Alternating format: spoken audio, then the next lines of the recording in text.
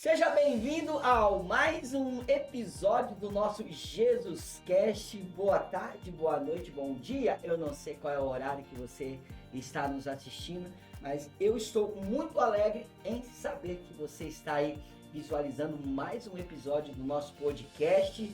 Foi fantástico o primeiro episódio com a Fabi, que está aqui comigo novamente. E hoje, é claro, nós vamos continuar discutindo a psicanálise na vida do ser humano, da pessoa.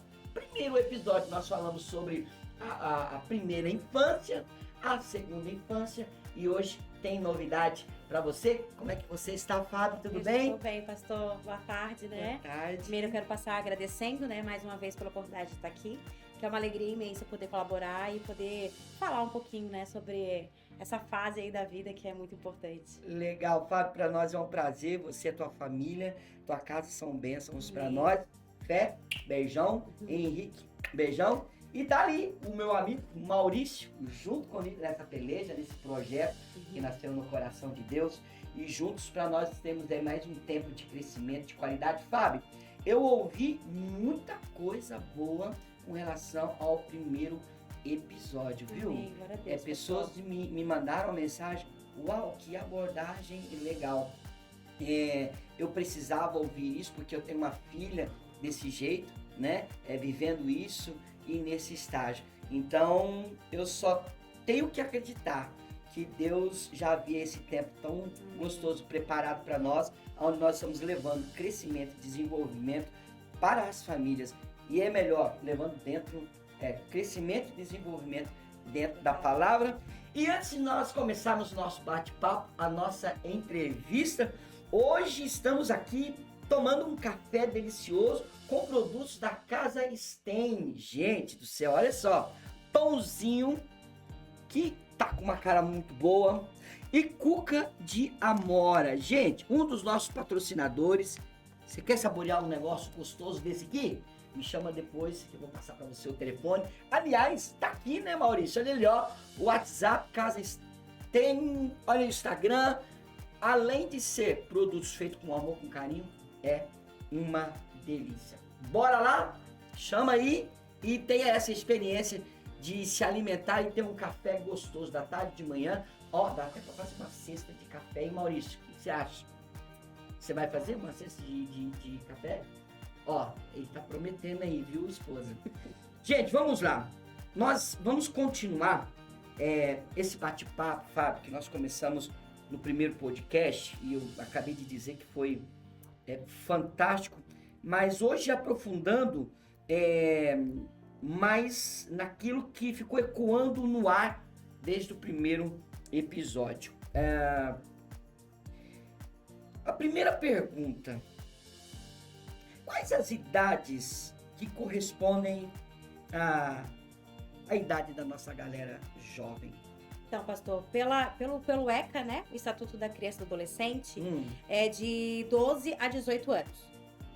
Adolescentes 18. E a juventude de 19 a 29 anos, pelo Estatuto da Juventude. Porém, a OMS, né, que é responsável pela saúde, inclusive física quanto mental, fala que a juventude ela vai dos 10 aos 24 anos. Os 10 ali com a pré-adolescência, que a gente viu, né, no podcast passado. Aí a adolescência começa ali entre 12 e 19 anos. E aí a juventude vem dos 19 ao 24. Tá. Que confusão, né? É que o ECA, o estatuto, vai por segurança, proteção e segurança. Então é onde, por lei, até 18 anos não responde por si. Né? A partir de 18, sim. Mas para nós, como saúde, tanto que o hospital atende como infância até 13, 14 anos. Tá. Depois disso, inicia a adolescência, né? Então, a OMS é o que vale para nós, aqui falando no âmbito emocional, Certo. OMS, que é onde a juventude vem desde a pré-adolescência, ali com 10 anos, 10 até os 24 anos. aos 24 anos. Isso. Gente, será que nós podemos dizer isso que é um absurdo? 24 anos. Mas aí, do 19 ao 24 já é os jovens, né? Os jovens adultos. Então já é ali... Dos 19 aos 24? Jovens adultos. Que aí já é os nossos jovens mesmo, não é mais os adolescentes, né? Mas é que adolescência e jovens é tudo a juventude pro OMS. Aí essa mudança dessa separação começou a ocorrer a partir de quando? Pastor, há muitos anos atrás já, eles foram vendo que dentro da juventude, desses períodos de 10 a 24, Tá. há fases que vai criando mais maturidade. Tá. Então foi onde eles foram dividindo mais ou menos ali nesses aspectos, né, de 10 a 12 anos a adolescência, de 13 a 18 anos, 19 anos os adolescentes, e depois do 19 para cima a juventude. Ambos muito parecidos em comportamentos, pensamentos, mas já com níveis de maturidade diferentes. Tá, bom, acho que não é segredo para ninguém que eu tenho 5 filhos. Qual é a idade que corresponde que o pai fala assim, você não é mais criança, para de fazer isso que você não é mais criança? Geralmente da pré-adolescência, né? Dos 10, 11 anos pra cima, a gente já começa aquela frase, você não é mais criança. Mas seria acima dos 13. Acima dos 13, eles não são mais criança. Ah, muito bem. Porque eu tenho meu neto que é praticamente um filho. Ele vai fazer... Tô meio perdido aqui, ó. Acho que é 12. É muita gente. Vamos lá, é 12 anos. Então, quer dizer que o Benjamin ainda é uma criança. Isso, por pouco tempo aí, né? Ele já entende mais o certo e errado do que uma criança de 9, 10 anos, né? Então ele já tá numa maturidade um pouco maior, mas ainda dentro do estabelecido como pré-adolescente. Mas crianças nessa idade têm alguns comportamentos que você fala assim, cara, tá muito avançado. E o que você me diz disso? Como lidar com essa maturidade precoce? Eu casei com 18 anos na década de 90, 92. Eu casei com 18 anos. Não sei se você tem esses dados. Em 1992 eu tinha 18 anos. Eu casei o quê? Criança ou jovem demais? Na fase da adolescência para a juventude ali, né? Fase de adolescente para jovem adulto. Mas que naquela época era muito comum se casar jovem, né, pastor? Na década ali de 50, 60, 70, 80, ainda se casava com 14, 15 anos. Meu Deus. Então depois foi aumentando, né? Ali na década do senhor já foi para 18. Hoje, a maioria não casa antes dos 25, 30. Mas porque culturalmente, socialmente mudou. Mudou. Mudou, isso.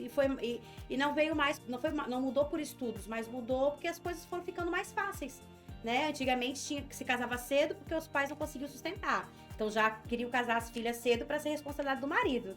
Então o marido já levava embora a responsabilidade dele, a filha. E aí hoje não, hoje a gente tem condições financeiras de sustentar os nossos filhos um pouco mais. Então a gente não apressa casamento. Antigamente se arranjava casamento, né?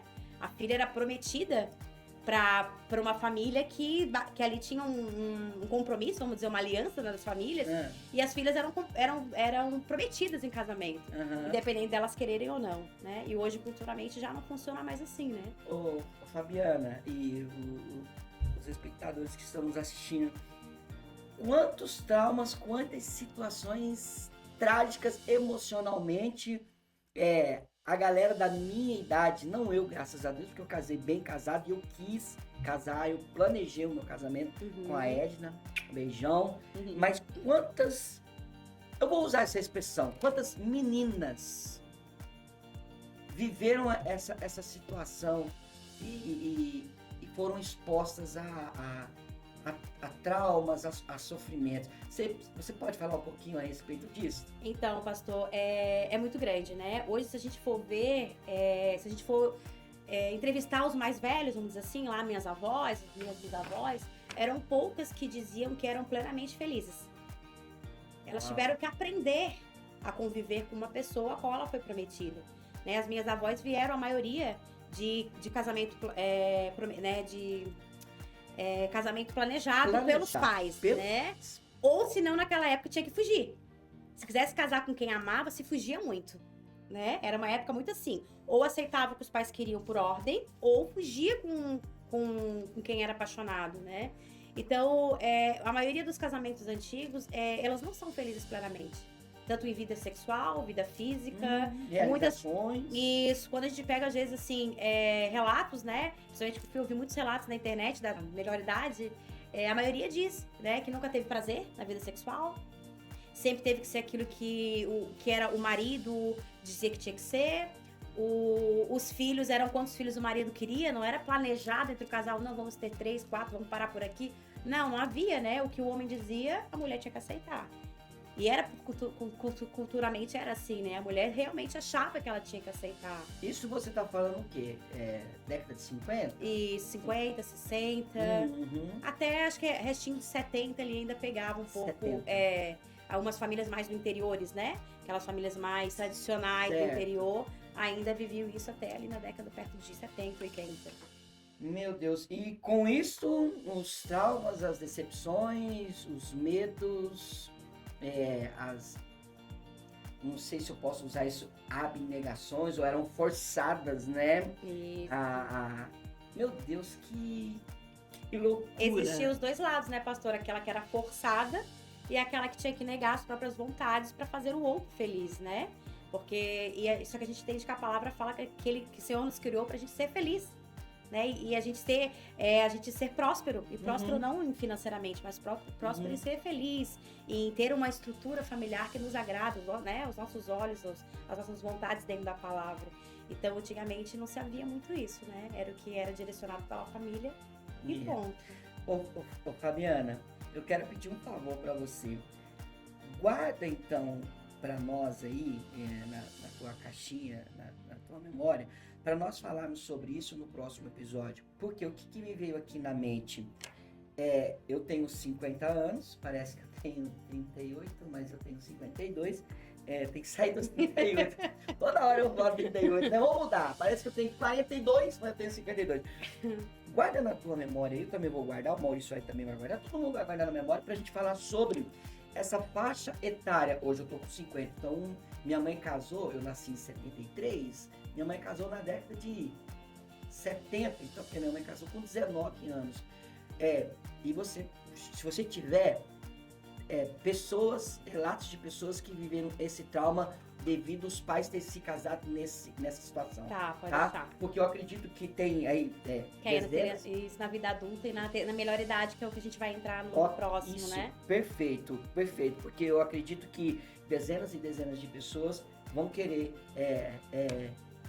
ouvir para ter uma definição de algumas situações que anda vivendo. Até por isso o podcast, né, o nosso Jesus Cast, ele é criado para isso, para te dar orientações, para abrir a tua mentalidade e te trazer conhecimento. E nós, meu Deus do céu, privilegiados em ter a Fabiana aqui em 3 episódios. Não sei, Maurício, talvez a gente crie mais um episódio para estar com a Fabi aqui, para nos ensinar com tantas informações. Bom, então, hoje, respondendo aquela pergunta, dos 10 aos 24 anos... Juventude. Adolescência e jovens adultos. Mas, cara, não é muito perigoso falar isso num podcast onde muitas crianças vão estar ouvindo, 10 adultos? Por isso que se fala que para a OMS a juventude vem da pré-adolescência, né? Foi onde a gente viu um pouquinho no episódio passado, onde eles já começam a se interagir com pessoas sem ser a família. Por isso que a OMS entende que já faz parte da juventude, já vem uma certa liberdade de alguma forma, né? Tá, mas se você não quiser responder, não tem problema. É muito perigoso. Sim, porque dependendo como um pré-adolescente for olhar isso, opa, já sou jovem, já tenho liberdades aí de um jovem maior, né? E não, mas é por idades e conforme a idade, certas autonomias, né? Certa maturidade. Ai, meu Deus do céu. E daqui, então, 6, 7 anos, como é que vamos estar? Caminhando aí pela tecnologia, só Deus sabe, pastor. Porque cada vez vem, hoje, né, a IA muito em alta. Então E essa galerinha aqui? Eles sabem melhor do que nós, pastor. Meu Deus! Eu vejo pelo Henrique. O Henrique, ele tem um celular limitado, mas ele vem da escola com informações que eu, com 36 anos, não tenho. Sobre IA, sobre tecnologia, sobre jogos, como que é planejado os jogos, como que funciona ali a IA, a programação de aquelas coisas que eles usam, aquela inteligência de colocar uma pessoa, que nem tá usando muito agora nas redes sociais, né? A pessoa vai lá, bota uma foto dela e a IA transforma uma foto profissional.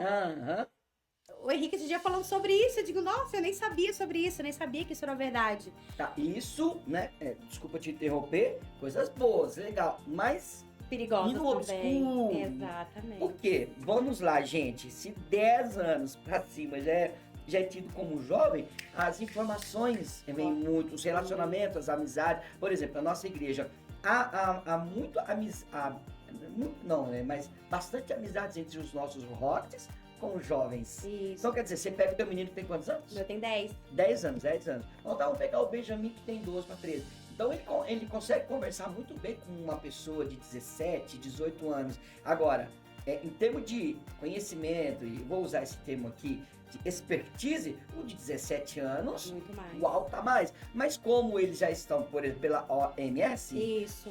então essa criança, na minha concepção, gente, vocês me desculpam, né?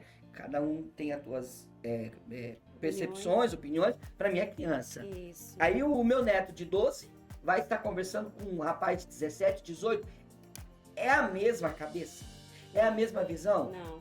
Vamos falar aqui, são os mesmos hormônios? Não, nível de maturidade diferente. E foi isso que me chamou a atenção na Lagoinha, pastor, porque a Ai. Lagoinha, ela separa por idade. Né? Ela entende o kids até 9 anos, 10 a 12 pré-adolescente, 13 a 18 os adolescentes, 19 mais os jovens adultos. Por quê? Porque ela entendeu que mesmo que seja pela OMS tudo juventude, mas eles têm estágios diferentes. No entanto, que a gente falamos aqui semana passada sobre o pré-adolescente e o que a gente vai falar hoje sobre os adolescentes e os jovens, a gente vai ver que realmente são fases diferentes. Com caminhares diferentes, com percepções do mundo diferente. Então, eu gostei da Lagoinha por isso, pela essa divisão de idades, trabalhando cada idade na sua linguagem. E eu posso usar essa expressão. Para mim, biblicamente, é mais seguro. Exatamente. Por exemplo, nós em casa, tem a Jennifer que mora com a gente, tem a Ana Clara, 17, e o Benjamin, de 12. Quando nós estamos conversando, o Benjamin tá por ali e a gente já troca os olhares, tipo assim, né? E tá nessa faixa aqui. Isso mesmo. A percepção dele olhar o mundo ainda é diferente, né? Ainda não tem...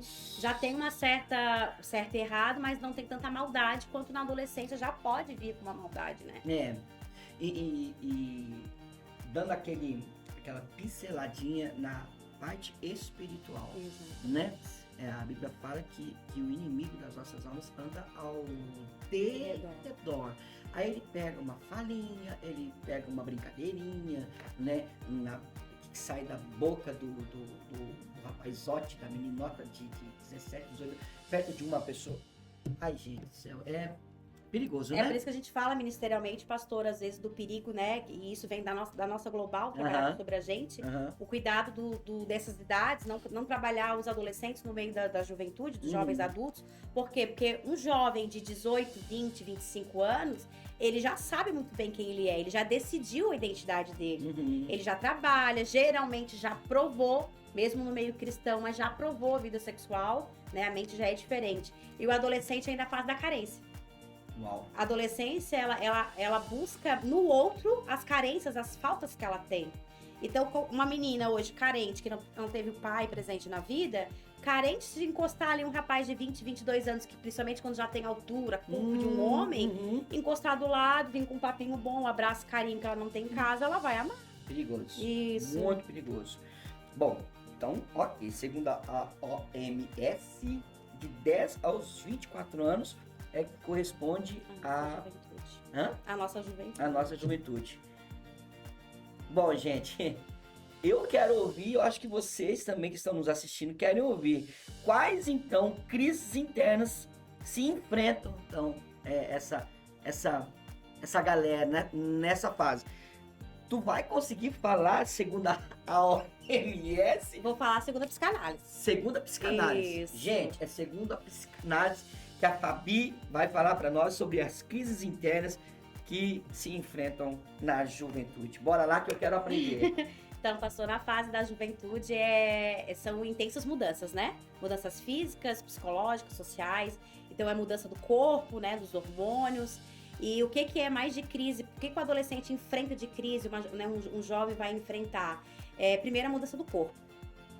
Ele tá largando o corpo de uma criança, ele tá se tornando um corpo de adulto, porém a cabeça ainda é mais parecida com uma criança, principalmente na fase da adolescência. Né? Então, as crises internas que eles têm o luto, a gente fala como um luto, né? De perder a infância, de perder aquela idealização da família perfeita que a gente tem. E também aí vem o medo, né? Eles possuem muito medo de, será que eu vou ser um bom adulto? Será que eu vou conseguir ser um bom homem ou uma boa mulher? Então, a crise que eles mais enfrentam é a crise da identidade, né? O medo de quem eles vão ser, do que eles vão enfrentar e também esse luto. Tá, seria que fase de idade? A adolescência de 13 a 18. Primeiro é luto, você falou? O luto. Uhum. De 13 a 18. a 18. É que tudo aquilo que é uma perda, né? Que gera um sentimento de perda e que a gente vai trazer sofrimento, a gente chama como luto. Então, o adolescente, ele sofre um luto de deixar de ser criança. É onde às vezes a gente vê que tem... Por exemplo, a gente já pegou adolescentes com 16, 17 anos que... Fábio, eu não quero crescer. Queria continuar sendo criança. Aquele adolescente estava sofrendo. Estava passando por um processo de luto. Porque ele já tinha uma certa maturidade, 16 para 17 anos. Mas ele não queria. Ele queria continuar sendo criança. Continuar ganhando aquilo que o pai e a mãe dão para uma criança. Porque para um adolescente a gente já não tem mais direito, vamos dizer assim, né? Então, eles sofrem muito com o luto. E aí, com esse luto vem o medo, né? O medo de que eles vão conseguir ser, se eles vão conseguir enfrentar o medo, se eles vão conseguir ser alguém na vida. E quais são os perigos que eles correm nesse momento, nesse instante? Então, pastor, como eu falei, nessa fase da adolescência e da juventude, eles procuram muito no outro, né? As carências, as ausências que eles têm. Tá. Então, o perigo aí é que quando a família, de repente, os pais não são tão presentes e encostam amigos de mau caminhos, ou encostam até amigos da família dentro do lar com má intenção, eles são muito fáceis de serem enganados, manipulados. Tá. E essa percepção que você tem de ele correr esse risco de encontrar no outro, é do mesmo sexo, do sexo oposto? Oposto. Mas é sempre, Fábio? Quando tem ali uma crise de identidade na linha da homossexualidade, aí não. Ele vai procurar no próprio sexo. Né? Mas geralmente a menina vai procurar no menino, no homem, aquilo que ela tem de ausência do pai. E o menino vai procurar numa mulher, numa namorada, numa menina, a ausência que ele tem da mãe. Geralmente, então, quando a sexualidade está determinada, não, eu sou um menino, eu realmente sou um homem, ele vai suprir geralmente nas meninas. E vice-versa, as meninas vão suprir nos meninos. Mas quando há essa crise de identidade ali, né, aí eles vão suprir no mesmo sexo. E esse momento, como é que é a atitude dos pais? Qual deve ser a ação dos pais? Pastor, essa fase a gente fala assim que é onde os pais eles têm que estar mais perto. Tá. Eu quero, e quem está nos assistindo, a fase do luto. Isso, essa fase da adolescência, Tá. né? Vamos dizer assim, na adolescência inteira, dos 13 aos 18 anos, o papel dos pais estarem por perto é muito importante. Por perto. Isso, por perto, ouvindo, presenciando, Tá. vendo que o comportamento do filho mudou, então tem alguma coisa de errado, já ficar perto, eu converso, eu explico as situações, eu ouço aquilo que o meu filho traz pra dentro de casa, né? Porque na escola eles verem muita coisa. Na escola eles vêem desde o certo e do errado. E aí, adolescente, eles já sabem mais ainda o que é certo e o que é errado. Eles já criaram, na fase da adolescência, eles estão criando os princípios, os valores deles, a identidade deles. Então, eles já vão, por exemplo, uma adolescente com 13, 14 anos, que já tá bem decidida, não, eu venho de um lado estruturado, eu quero estudar primeiro para depois fazer faculdade. Quando ela vê as meninas da mesma idade na escola não querendo estudar, só querendo saber de namorar, ela já vem com julgamento. E às vezes elas já vão trazer pra dentro de casa, mas as meninas da escola então só querem saber de namorar, que saco, eu não aguento mais isso. E aí, quando os pais estão por perto, ouvindo, aconselhando, vai dando a ela um caminhar de legal, né? Que você tem esse posicionamento, você quer estudar, quer seguir uma faculdade, mas também não vamos julgar. Então, vai trabalhar a empatia, mas também vai firmar a identidade daquele adolescente, né? Legal. E algumas crises mais, você quer pontuar? Não, você passou, seria mais isso, né? A fase que corpo de adulto, mas a mente ainda de criança. Então, pra eles é bem difícil, principalmente meninas, né? A menina não encorpa muito rápido. Ela às vezes deixa de trocar roupa, né? Não encontra mais roupa no setor infantil, já no setor de adulto, muitas vezes. E às vezes tem mulher que coloca o corpo muito mais do que outras adolescentes, né? Então isso traz autoimagem da adolescente, mexe muito, né? A autoestima do adolescente mexe muito nessa idade também. Que coisa, hein? Bom, gente, nós estamos com a Fabiana, psicanalista. É o segundo episódio que nós estamos com ela. Cara, eu não sei você, mas a gente aprende demais, né, Maurício? Como é bom essas informações. E embora minha caçula tenha 17 anos, mas eu me vejo aqui em alguns episódios que eu já vivi com a Aninha, e eu tenho o meu neto também. E você que está nos assistindo, gente, indica para alguém para assistir tanto o primeiro episódio como esse episódio, porque é muita informação, muita coisa que a gente aprende. Ô Fábio, me fala um pouquinho, quais são as mudanças que ocorrem nessa fase? Então, como eu falei, né, as mudanças ali hormonais e puberdade, né? Onde é tudo novo, criar identidade. O desenvolvimento cerebral, né? A gente fala do córtex pré-frontal. É uma parte do nosso cérebro que é onde ele toma as decisões. Sim. Ele dá o equilíbrio, tomada de decisões. O adolescente e até o jovem adulto, que a gente vai ver mais pra frente um pouquinho, ainda tá em formação. Então, essa parte do cérebro ainda não tá pronta. Então, aí as emoções, elas ficam mais intensas. Tipo assim, se uma adolescente, ela gosta de um menino e levou um não, ela vai sofrer muito mais achando que o amor vai acabar. Se não for aquele menino, eu não vou arrumar outro. Um amigo, se o amigo foi embora, mudou de cidade, você vai ficar sozinha, não tenho mais amigo. Então, todos era o único amigo que eu tinha. Isso, os sentimentos são muito intensos. E quando vai mudar de escola? Aí é aquela coisa que eu vou ficar sozinho, que eu não vou conseguir me enturmar em lugar nenhum. E aí começa realmente na escola achando que ninguém... Ouço de alguns adolescentes que mudaram de escola. Fábio, eu não consigo fazer amigos. Aí eu vou perguntar, mas você se abriu pra... Não, mas é que eu cheguei lá, tava todo mundo pronto, eu já sentei lá naquele meu canto, eu fiquei lá naquele meu canto. E aí, assim, tudo pra eles o problema é muito maior do que ele realmente é, né? Certo. E a gente vai abrindo. Não, mas senta, chega lá, cumprimenta, dá oi pras meninas, né? Quando tiver um trabalho, pergunta, posso fazer com vocês? Porque às vezes, realmente, eles estão enturmados entre amigos e, de repente, eles não perceberam que chegou uma pessoa nova. Então, quando a gente chega novo, a gente pode conquistar um novo espaço. Legal. Mas pra eles é tudo muito intenso, o mundo vai acabar. Né? Não querem ir pra escola. Isso. Então, as emoções são muito intensas. Realmente, eles têm dificuldade, né, nessa parte cerebral de tomar decisões. Então, é onde eles vão tomar decisões impulsivas. Eles vão, às vezes, ser mais explosivos. Eles não vão conseguir lidar com a ira que é gerada dentro deles. Meu Deus. Eles não vão conseguir lidar com a tristeza. Então, se é um adolescente que já tem uma tendência a uma depressão, vão ser muito depressivos. Meu pai. Nossa, aquele vitimismo demais. E se é adolescente que já tem uma alegria, são alegres demais. Às vezes até o ponto de eles não têm o equilíbrio, né? Tudo é com intensidade. Tudo que eles vão viver, tudo que eles vão viver é intenso, pastor. Então, e por isso, né? Porque eles têm essa parte do cérebro que ainda não está formada, que seria o equilíbrio deles. Eles são vulneráveis, como eu falei, né? A hora é muito perigosa. Se não vir de um lar estruturado, se não vir de um lar que tem proteção e segurança, se tornam muito vulneráveis, onde façam escolhas erradas, fazem amizades erradas, vão provar coisas erradas, né?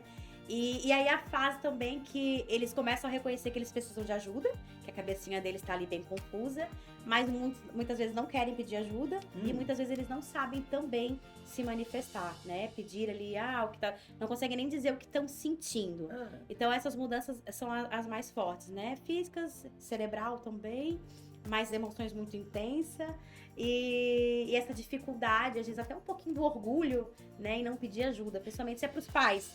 E o que leva a eles terem essa dificuldade de pedir ajuda para os pais? É porque a fase que eles começam como eu falei, eles perdem a idealização, né, dos pais. Quando são crianças, a gente defende nossos pais. Se chegar perto de uma criança e dizer assim, teu pai é um bobão. Não, meu pai não é um bobão. Meu pai é barrigudo. E já nessa fase da adolescência... Não, meu pai é forte, é barrigudo. Na fase da adolescência já não. Porque aí, como os pais começam a dizer não, os adolescentes começam a ter uma autonomia. Verdade. Nós começamos a dizer não, então a gente vai ser chato, a gente vai ser os pais horríveis. Mas até porque é o momento de limitá-los. Exatamente. Porque o pai já é mais experiente. E é correto. Né? O pai está fazendo correto, tá? Mas pra eles não. Né? Por quê? Porque eles estão começando a se achar um pouquinho, né? Autonomia, já vai pra escola sozinho, já escolhe a roupa que quer. Muitos pais já trabalham, o adolescente fica sozinho. Verdade. Então ele já acha que ele é dono de si. E aí, quando os pais vão lá, então os pais já são chatos, ao mesmo tempo ele já começa a ver o que é errado. Por exemplo, um pai que é alcoólatra, que chega dentro de casa e bate, o adolescente já sabe que o pai tá errado. Eu tô rindo, Fábio, porque a Ana Clara, ela fala assim, papai, eu vou fazer não sei o que. Tá, mas você tá me pedindo uma sugestão? Você tá me pedindo uma opinião? Ou você já resolveu?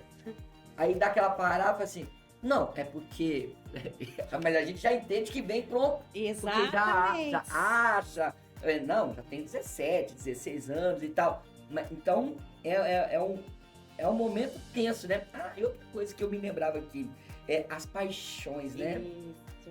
Muita gente, muitos adolescentes fogem com o namorado, engravidam e tal, nessa fase aqui, né? É que, como eu falei, é a fase do buscar no outro, né? O que eu não tenho. As minhas ausências é no outro que eles buscam. E aí, o sexual, né? A parte sexual deles, que a gente fala na adolescência, é a fase genital. Então, é onde toda a libido deles realmente é no órgão genitor. Então, os hormônios já estão a 1000. Deu um beijinho, já vai aflorar outras coisas. E aí, quando tem carência, tem ausência, que é um carinho, ali já vai se envolvendo. E é onde... Então, vem pela obra da carne, né? Mas vem pelo emocional também. Então, é uma fase... Por isso que a gente fala que é uma fase onde tem muita vulnerabilidade. É a fase que pode engravidar fácil, cair numa droga fácil, numa bebida, vai provar outras coisas. E, ao mesmo tempo, é essa fase que dentro de casa já começa a ver se o comportamento do pai ou da mãe estão certos, né? Então, onde trazem muitos problemas, é onde eles tiram a idealização dos pais. A mãe já não é mais a mãe perfeita, o pai já não é mais o meu herói. Sei. Já começa a ver. Então, se o pai realmente não for um herói, né? O herói não é um pai... A gente sempre costuma dizer assim, a gente não precisa de pais perfeitos. A gente precisa de pais curados. Uau. Essa frase a gente usa muito, né? Perfeito a gente nunca vai ser. Mas a gente precisa ser curado das nossas emoções, das nossas marcas. Reconhecer que erram e precisam, Isso, por quê? Porque um alcoólatra, ele não é um alcoólatra porque ele quer. Vem de raiz emocional. Vem de traumas que ele tem, que ele não superou, não ressignificou e que ele trouxe pra vida adulta, pro casamento, tá esperando pros filhos, né? Então, a droga é a mesma coisa. Geralmente, a maioria dos viciados em drogas vem com um sentimento de rejeição. Não ressignificou. Aprendeu a lidar com ela, aprendeu a conviver com ela, mas em algum momento da vida foi provar drogas e supriu, né? Carência, supriu ausência, traz uma certa superioridade. Eu uso droga. E geralmente eles caem na droga porque eles começam a saber assim, eu paro a hora que eu quiser. Eles acham que eles têm domínio próprio. Verdade. E não tem. Verdade. Né? Então, eu sei quando parar, fica tranquilo. Geralmente eles começam assim, não, eu vou começar a beber, mas eu vou começar a fumar, mas quando eu quiser eu paro. É sempre a frase deles, 90%. E não é bem assim. Não entendendo que não. Então abrindo uma brecha para exatamente. O sonho e o futuro, né? Exatamente. Então, essa é a fase da perde, né? Aquela idealização dos pais perfeitos. Então, é a fase onde começa a trazer essas mudanças dentro de casa, algumas intrigas também. Meu Deus. Muito aprendizado, muito crescimento e eu tenho certeza que muitas famílias estão sendo abençoadas com essas informações, viu, Fabi? Bom, e estar nesse bate-papo aqui com a Fabi é surreal porque a gente aprende e cresce muito. Eu não sei o Maurício, mas, meu Deus, como que a gente enriquece. E junto nesse bate-papo, né, nós estamos com a Casa Sten. Falei certo agora, ó, já sinalizei aqui uma cuca de amora. Eu vou comer um pedaço, eu e a Fábio e o Maurício depois. E também nós temos a Martins Contabilidade, né, da Flávia e da Luana. A Viviane, manicure e pedicure. E é claro, né, a Fabi, trabalhando aqui com a gente, psicanalista, tá ali, ó, o telefone de contato no Instagram e um e-mail. Para nós é uma honra. Gente, muito obrigado por estarem caminhando com a gente e acreditando nesse projeto que nasceu no coração de Deus. E eu tenho certeza que vocês serão grandemente abençoados, não só por fazer parte disso aqui, mas também por estar participando com a gente dessa divulgação da palavra do reino de Deus à luz, na ciência e de conhecimento geral. Gente, bom, vamos continuar aqui. Ô, Fábio, quais são os conflitos gerados com os pais, mamães e papais, né, nesse período? Geralmente, pastor, autonomia, como eu falei, né? Eles acham que já podem tomar decisões sozinhos, isso trazem conflitos, porque como se eu usou o exemplo da sua filha, né? Ela já vem com algo preparado. Sim. Só que ali ela tem um respeito. Se o senhor diz, não, você não vai, filha. Não, você veio me informar ou você veio perguntar? Eu dou essa oportunidade até pra eu ver o caráter dela, né? Então, assim, não, papai, eu vou fazer. Se ela fala, eu vou fazer, opa. Isso. Né? Então, às vezes, a autonomia traz problema, porque às vezes tem adolescente que já nem pergunta, ele só vai. Principalmente se ele passa muito tempo sozinho, né? Sem os pais, ele só foi. E aí os pais ficam sabendo depois, os pais chegaram do serviço e já estão em casa, estão na pracinha. Então, isso traz conflito. Quem deixou você ir? Eu que quis ir, né? Então, você não estava, eu fui. Isso, então a autonomia traz muito conflito dentro de casa, Tá. porque não é mais o que os pais querem, é o que eles querem, né? Uhum. A identidade social. Só, desculpa aqui te cortar, uma autonomia que eles pensam que tem. Exatamente. Uhum. Né? A identidade social, onde eles procuram mais a aprovação dos amigos nessa fase da juventude do que da família.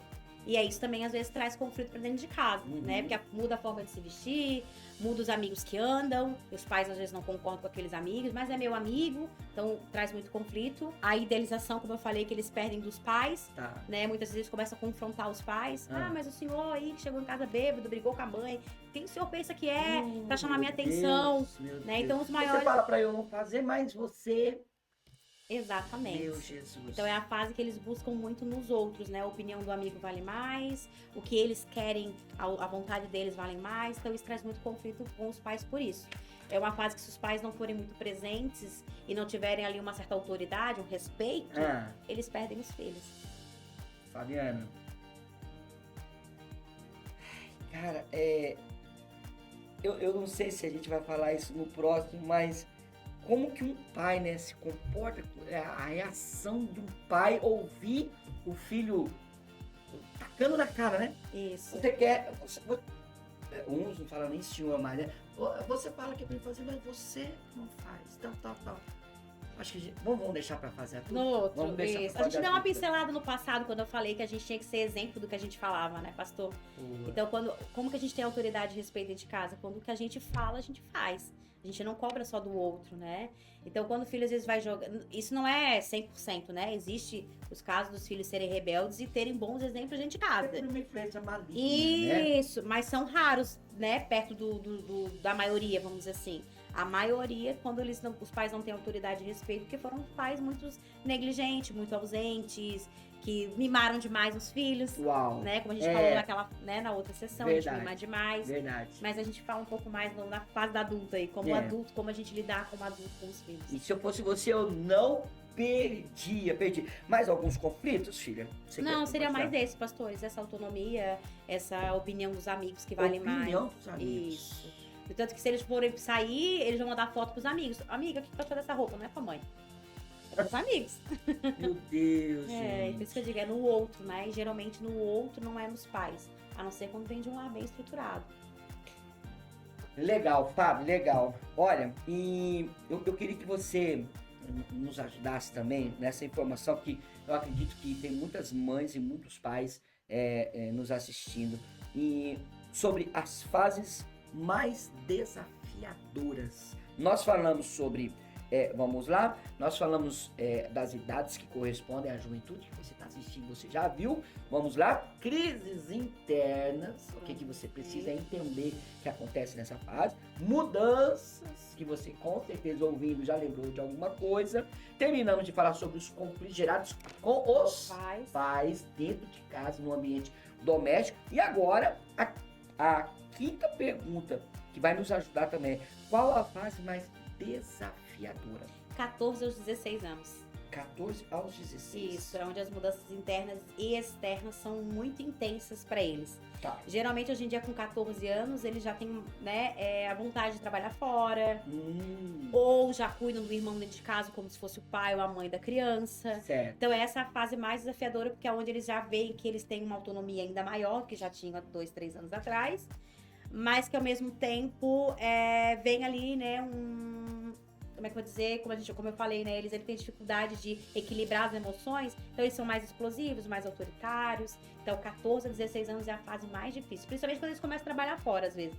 Começa ali com estágio, trabalha meio período, aí mesmo que se os pais não dá uma, assim, beleza, você tem 16 anos, mesmo quando você tiver 20, se você morar dentro do meu lar, minhas regras. Minha casa, minha casa. Isso, mas é a fase mais desafiadora, 14 a 16. 14 a 16. Você falou aqui, citou sobre o adolescente nessa faixa cuidando do irmão em casa. Ô Fábio, você pode falar um pouquinho a respeito das dificuldades, dos traumas que podem causar na vida desse indivíduo que vai ser um jovem no futuro? Pastor, geralmente, né? Perdão, um adulto no futuro. Geralmente dentro da psicanálise a gente fala muito isso, e hoje também houve muita campanha, né, nas redes sociais sobre a adultização. A adultização. É a gente botar para um adolescente, para uma criança, uma responsabilidade que ainda não é dela. A gente está antecipando a vida adulta. E esse negócio de a gente cuidar, eu passei por isso, né? Eu precisei cuidar, minha mãe tinha essa necessidade. Você falou mesmo. Então eu amadureci muito cedo. Eu quase não tive adolescência, infância. Eu com 9, 10 anos já limpava a casa, tinha que cuidar da minha irmã, pro meu pai e minha mãe poderem saírem juntos. Ou eu, ou a minha irmã que já era casada e tinha filho, tinha que ficar. E muitas vezes por a minha irmã já ser casada e ter construído a família dela, era pra mim, né? Então eu já tinha uma responsabilidade com 9, 10 anos que hoje os adolescentes com 16, 17 não têm, né? Então, pra mim gerou, porque o que gerou de trauma? Eu não quis filho cedo, porque não quis, não, foi combinado, né? Eu e o Fé na época casamos com 18 também, eu com 18, o Fé com 20. Aí quando eu casei, que eu fui curtir a vida. De viajar, de passar um domingo na praia, de conhecer novos lugares. Então, eu quis aproveitar bem a vida de casado, aquela liberdade que aí então eu fui ter, né? E aí eu fui ser mãe com 25, né? Não tão velha, mas pra perto, né, dos meus pais e tudo mais, com 25. Então, pra mim, trouxe muitos traumas, e hoje a psicanálise comprova, esse lugar. Muitas pessoas, às vezes, não querem nem ter filhos, ou não querem nem casar, porque acham que o casamento é um peso, cuidar da casa, limpar da casa, negar o seu eu pra tudo, ter que ser mãe muito cedo. E aí, ao mesmo tempo, a irmã não tem autoridade da mãe, né? Por mais que ela tá ali suprindo o lugar da mãe naquele momento, o irmãozinho sempre vai dizer, tu não é minha mãe. E se der um tapa, vai falar pra mãe, a mãe pode não gostar. Isso, então traz muitos traumas e geralmente vai impedir de casar ou de ter filhos, ou mesmo que case e tenha filhos, fica pesado. O porquê que eu te fiz essa pergunta, Fábio? Porque a menina, o menino até casar, mas quando fala de repente, Deus o livre. Exatamente. Deus o livre, por quê? Você pode ligar no passado. Isso. Ou passou necessidade, passou fome, não tinha roupinha direito, ou foi mal cuidada, ou teve que cuidar do irmão. Isso. E isso na mente, tipo assim, Deus me livre, ter filho. Às vezes eu brinco muito, né? Eu só tenho um filho, mas eu tive vários filhos. Os meus sobrinhos eu cuidei, né? Minha irmã eu cuidei. Então eu tive experiência com várias crianças desde bebezinho. Eu brinco isso, eu só tive um filho, mas é como se eu tivesse tido vários, que eu passei com experiência com vários bebês. Né? Eu passei com o Luiz. Luiz, eu tinha 7 anos quando o Luiz nasceu, né? Hoje ninguém acredita que ele é meu sobrinho, porque ele é grandão, né? Então eu vi ele crescer, ajudei a mãe a cuidar. Muitas vezes eu cuidava dele, pra minha irmã poder trabalhar, pra minha mãe poder sair. Depois veio os meus outros sobrinhos, né? O Vini, que foi que eu menos acompanhei, porque eu já era casada. Mas a Bárbara também, eu ia pra padaria, eu saía. A Bárbara, ela era muito parecida comigo, e ela saía muito comigo com o Fé, demais. E as pessoas achavam que era minha. Olha aí. Porque aí eu tinha ali meus 17 anos, e ela tinha 1, 2 aninhos, e ela tava sempre comigo. Então eu que dava banho, eu que arrumava. Então é como se eu tivesse tido vários filhos, sabe? Eu só tive um. Mas pra mim, como eu vim de um lar estruturado, um lar que eu sabia que era por necessidade, e ao mesmo tempo meus pais sempre foram muito presentes, né? Pra mim foi bom, eu criei experiência. Então quando eu fui mãe, eu já tinha uma bagagem, né? Mas eu tinha uma experiência. Então pra mim não teve muitos traumas negativos. Teve no sentido de que eu não quis ter mais filhos, eu tive um só, né? Mas eu amadureci muito cedo também. Então muitas fases da minha vida foram puladas ali, por essa adultização. E o trabalhando fora? Ele quer trabalhar fora. Quando ele vai trabalhar fora, qual é o desafio que traz na cabecinha deles? É onde eles se sentem mais pressionados, né? Porque quando eles vão trabalhar numa empresa, tem regras, tem limites. Eles têm que cumprir horários, eles vão lidar com pessoas adultas que vão, às vezes, cobrar sem saber lidar com um adolescente. Vão cobrar eles como se eles fossem um adulto de verdade. Entendi. Então, às vezes, eles têm essa dificuldade em conseguir cumprir regras. E isso vai trazer dentro deles internamente, né? Muitos sentimentos, né? Pode trazer aí aumentando o medo, crise de ansiedade. Por isso que na adolescência, para o início da vida adulta, traz muita ansiedade. Reatividade, se torna uma pessoa reativa, que ela precisa entrar nesses confrontos, né? Porque aí geralmente é o 880 que a gente fala, né? Ou eles são explosivos e rebeldes, ou eles internam, guardam tudo e acabam sofrendo internamente, né? Com depressão, com ansiedade. Meu Deus, são grandes desafios. Isso. É raro ter o equilíbrio, né? Verdade. É bem difícil.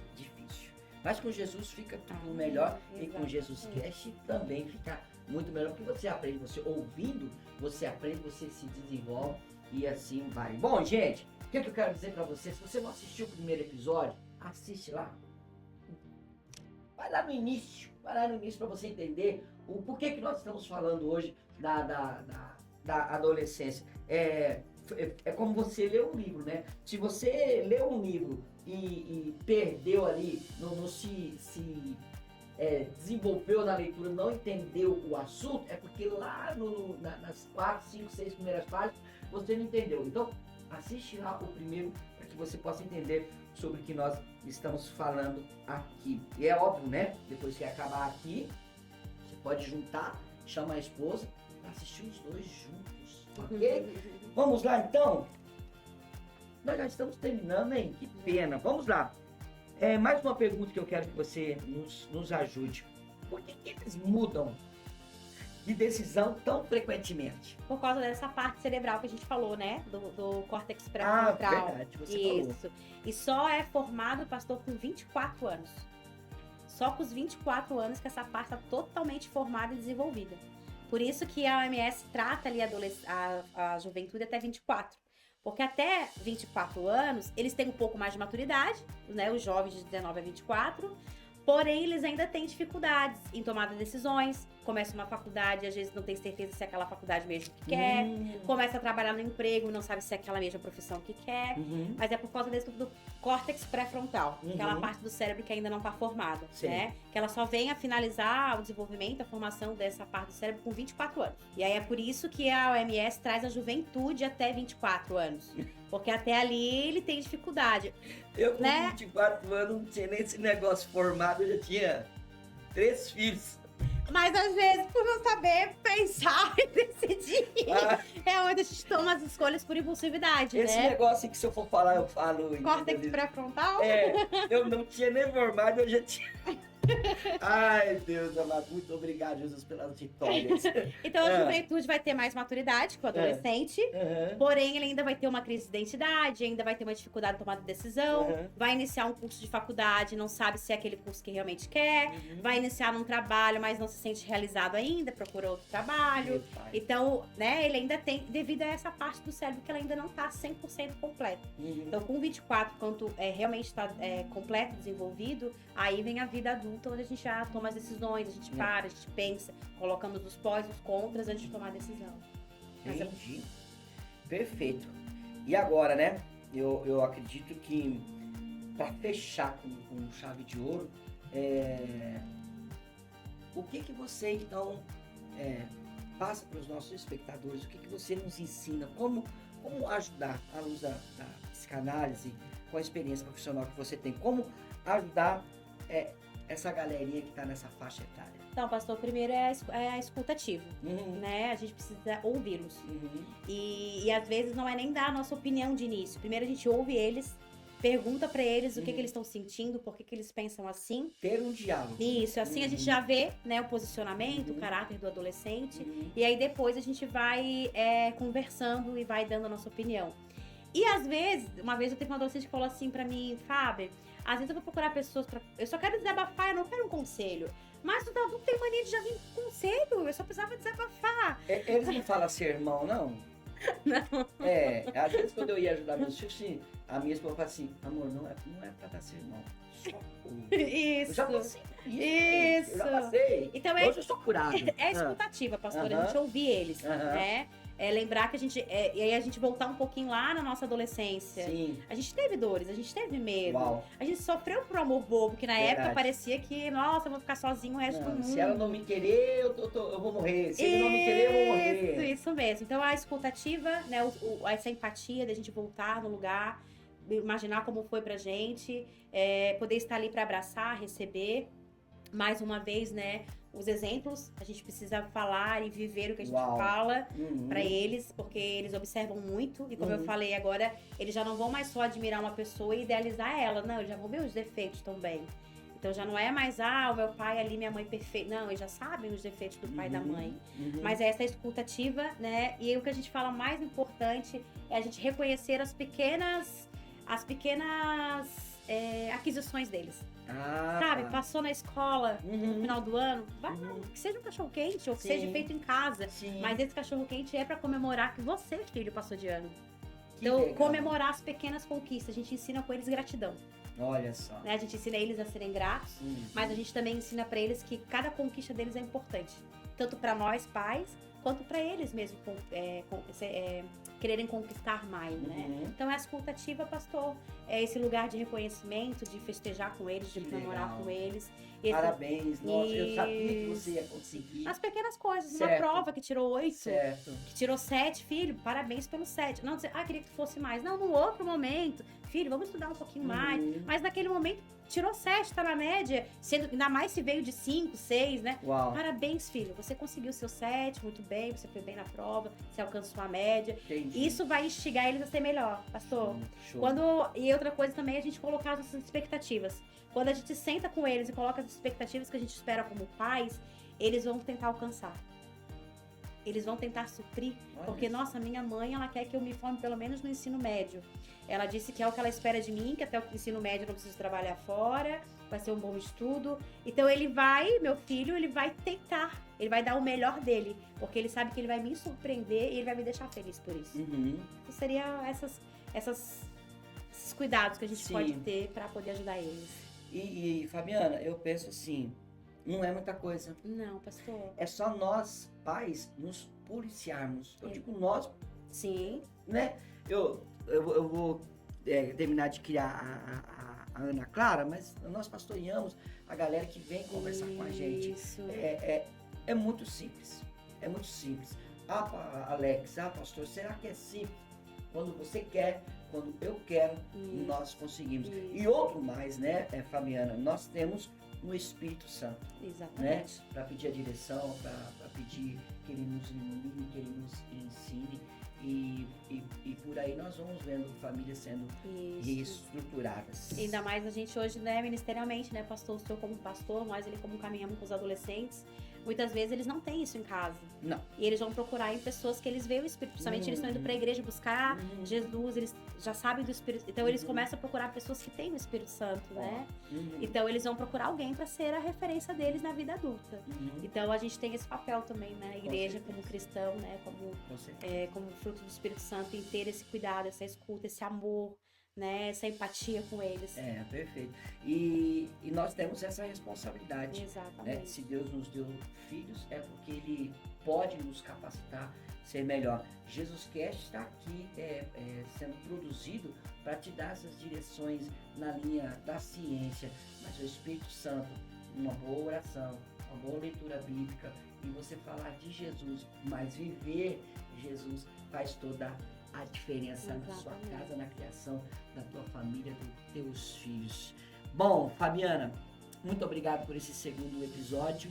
Eu acredito que um a um é mais enriquecedor e edificante. Que Jesus continue te abençoando. Amém. Bom, e para encerrar, quero agradecer aí os nossos parceiros mais uma vez. Você viu aqui na nossa tela o e-mail, o contato, o Instagram. Casa Sten, obrigado pelo café que nós vamos tomar. Uau. Vou matar a nossa fome aqui, vamos matar a nossa fome. Martins Contabilidade, Flávio e Luano, beijão pra vocês. Vivi Manicure e Pedicure, aqui na Fazenda do Max. Jesus continue te abençoando. E Fabi, né? Vocês que acreditaram nesse projeto. E temos mais aí condições de propagar e divulgar o amor, a palavra do Senhor e os ensinamentos para que lares e vidas sejam edificadas. Deus abençoe, Fabi. Amém, pastor, o senhor Maurício, também. Deus abençoe. Obrigado por estar junto comigo. E vamos lá, daqui uns dias, o terceiro episódio, mais conhecimento e mais crescimento. Amém. Beijo para vocês. Tchau, tchau. Fiquem com Deus.